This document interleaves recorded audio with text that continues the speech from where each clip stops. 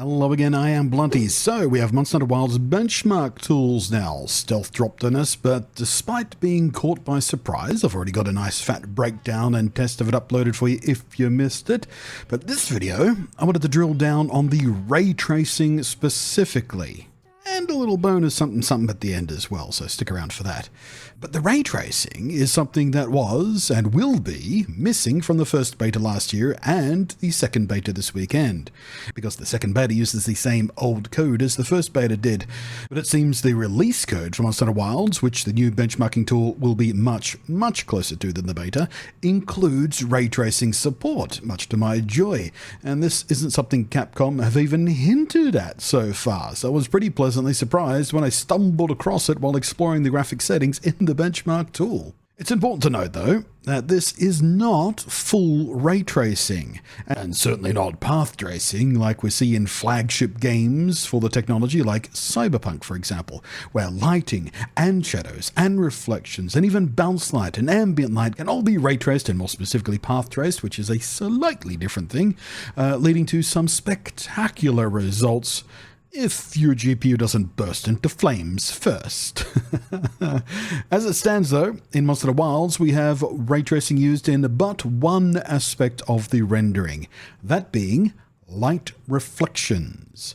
Most obvious in the benchmark run in the surface of the water in the oasis pond in the desert.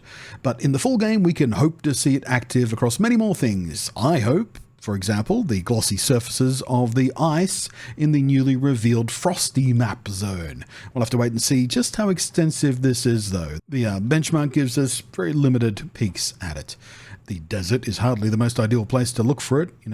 Sand is infamously not very shiny. Pity none of the benchmark takes place in the Scarlet Forest during the downpour weather. Lots of water and puddles and whatnot then. But still, as relatively limited as it is compared to the full suite of ray tracing options some games have, it is one of the better ones to have. I would much rather have ray tracing on reflections than not, because ray tracing reflections removes entirely one of the most distracting, ugly visual artifacts in rendering, that being screen space reflections, because they are unable to actually reflect something that isn't, as the name might suggest to you, actually on the screen. So the instant you tilt your camera down and, trees or mountains or whatever goes off screen, their reflections disappear from the puddle at your feet as well. And they're really awkwardly cut off in hard, straight lines. It looks bloody terrible. I hate it. So hooray, we have ray traced reflections to fix that. But the question becomes, how big of a visual difference is it? And what do the different quality options look like? And what type of performance hit do they take? Because we all know ray tracing is, it's a thirsty beastie. And not everyone is going to have enough GPU power overhead to allow it to run maxed out. And no, by the way, you do not need an NVIDIA RTX GPU to do ray tracing. NVIDIA's marketing does a really good job at tricking people into thinking that, and I've been correcting people for years now. But any recent AMD card will do it just fine as well, as indeed that's what you're looking at here. This is rendered on my AMD RX 7900 XTX, and later in the video I'll show you a much less powerful GPU, also from AMD, doing it as well.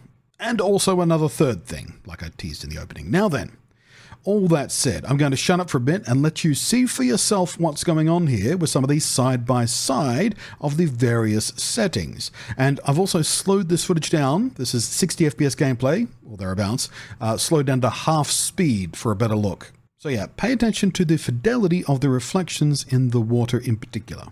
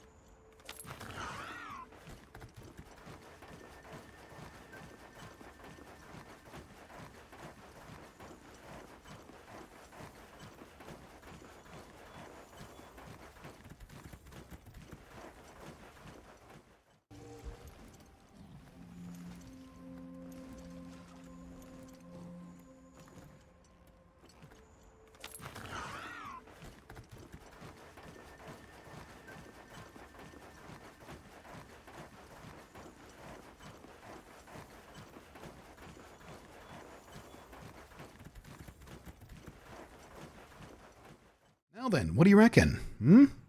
What about performance though, you're asking, right? Obviously, your mileage may vary depending on your own hardware, but in my testing, free of any other performance bottlenecks and using identical settings across my tests, of course, I actually saw very little difference in frame rate overall in any of the ray trace settings. From the tippy top of high to the lowy lows of low, it was barely an extra frame. About 1.4% of a performance hit. Ray tracing on high compared to off with screen space reflections instead was, well, more obvious as you might imagine, with a little over 6 FPS being the difference, or about an 8% performance hit.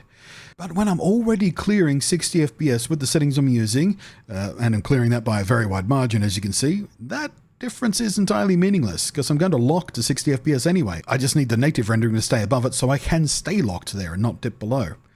So basically, I gain nothing by stepping down. I can run high ray tracing. Excellent. But what about a significantly less capable rig with much less power on hand? Well, when the first beta rolled around, I took some time to see how playable we could get it on the ROG Ally, which runs on an AMD Z1 Extreme APU, the same architecture you'll find in a lot of current handheld gaming PCs. And firstly, I'm happy to report that the newer codebase in the benchmark does indeed run noticeably better on this low-end hardware. Like, noticeably. And secondly, because the Z1 Extreme's GPU architecture is based on AMD's RDNA 3 architecture, it has ray tracing accelerator cores. There's only 12 of them, but as I've demonstrated in the past, that is enough for some surprising ray tracing grunt. Even Cyberpunk, with full ray tracing, can be made playable on this little beastie. Don't believe me? I'll link a video in the down below proving it to you. So, what does it cost on Wilds to have ray tracing on in a rig like this? The answer is shockingly little. Again, between 2 and 3 frames, in fact. However, these are frames at the lower end where I'd consider playable, so each one really counts here. That said, we're still a little safely above 30 FPS, the absolute bare minimum I would consider for this game, and at the settings I'm using here, that's about 5 to 7 FPS better than what the beta code did. So when I say significant improvements, I mean significant improvements. More shockingly though, there's basically no practical difference in ray tracing high versus low when it comes to frame rate impact. That's not where the bottleneck is here, so you can run it on high if you want. Although it has to be said, at these settings, at this resolution, and playing on the 7-inch screen of the handheld, there's not a lot of immediately obvious visual difference. So you might as well save what little overhead there is to save, and stay on the low setting for ray tracing, or even medium perhaps, as the extra fidelity that high offers is largely lost visually. Finally though, as a little bit of a bonus at the end here, I have a rig I slapped together several weeks back to do some testing with a Linux distribution. It's basically a SteamOS clone. Regulars around here will have seen my initial video on this subject, and I've been waiting for Wilds to release to also use it among my performance and compatibility tested games before I wrap up an opinion piece and publish a video all about it, and see if we can tell Windows 11 to screw off in a more permanent way. But we have the benchmark for now, so let's give it a burn. It makes a very interesting test for Wilds, as the CPU is rather humble by today's standards. It was once a mighty beast, the Ryzen 2700X, a fantastic gaming CPU in its day. And it's paired with an AMD 5700 XT, a decent mid-range GPU in its day, but it does predate AMD's architectural inclusion of any ray tracing accelerator cores. It can, technically, do ray tracing in some games. It's modern enough to support the DXR ray tracing stuff that's in DX12. It just doesn't have any dedicated hardware cores designed specifically to accelerate the ray tracing calculations, so it kind of has to brute force it when asked to trace rays, which means it's not super good at it. And it can only do that if the game lets it do that, and not all of them do.